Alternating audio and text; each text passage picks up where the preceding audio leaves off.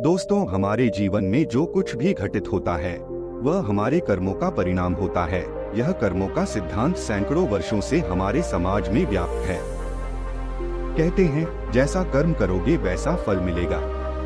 इस कहानी का उद्देश्य कर्म के सिद्धांत को विस्तार से समझाना है। क्या आपने कभी सोचा है कि कर्मों का फल हमें कब और क्यों मिलता है? आज की कहानी में हम यही समझने की कोशिश करेंगे।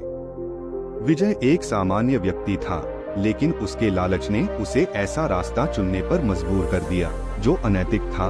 उसकी सोच हमेशा सिर्फ अपने फायदे के लिए होती थी। वह सोचता था कि उसके कर्मों का कोई असर नहीं होगा, लेकिन उसे जल्द ही अपने गलत कर्मों का एहसास होने वाला था। विजय को पहली बार चेतावनी मिलती है जब वह एक रात सपना देखता है जिसमें उसे एक साधु महात्मा मिलते हैं। वह उसे चेतावनी दे रहे हैं, ध्यान रखना, हर कर्म का फल होता है। जो आज तुम कर रहे हो उसका परिणाम तुम्हें भविष्य में अवश्य भोगना पड़ेगा। तभी विजय घबराकर उठता है और हंसते हुए कहता है, यह तो सिर्फ एक सपना था, असल जिंदगी में ऐसा कुछ नहीं होता है। विजय ने इस चेतावनी को नजरअंदाज कर देता है। वह सोचता कि यह सब बस उसकी कल्पना का हिस्सा है, लेकिन उसे नहीं पता था कि उसके कर्मों का फल उसे बहुत जल्दी मिलने वाला है। कुछ महीनों बाद विजय के सेठ के व्यापार में वित्तीय संकट आ जाता है और उसे नौकरी से निकाल दिया जाता है।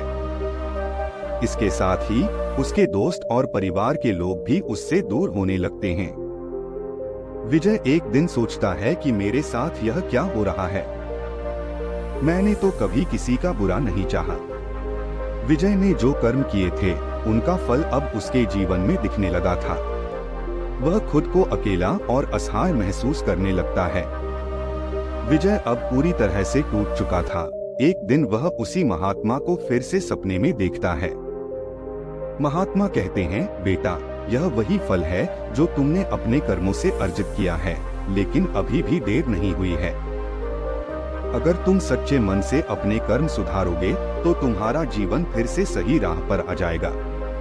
विजय रोते हुए उठता है और कहता है, हे महात्मा, मुझे अपनी गलतियों का एहसास हो गया है।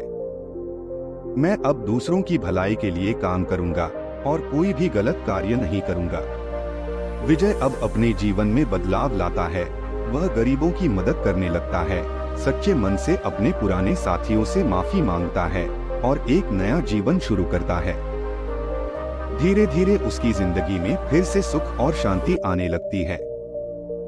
विजय ने अपने कर्मों को सुधारने का फैसला किया और उसने कर दिखाया कि अगर हम अपने बुरे कर्मों को बदलें तो जीवन में अच्छा समय जरूर आता है।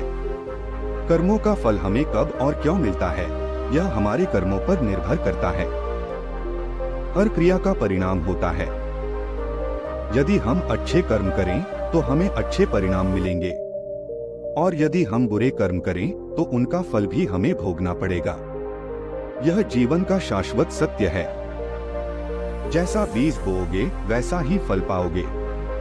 यह कर्मों का सिद्धांत है। वीडियो अच्छी लगी हो तो वीडियो को लाइक करें और ऐसी ही वीडियो देखने के लिए चैनल को सब्सक्राइब जरूर करें। धन्यवाद दोस्तों।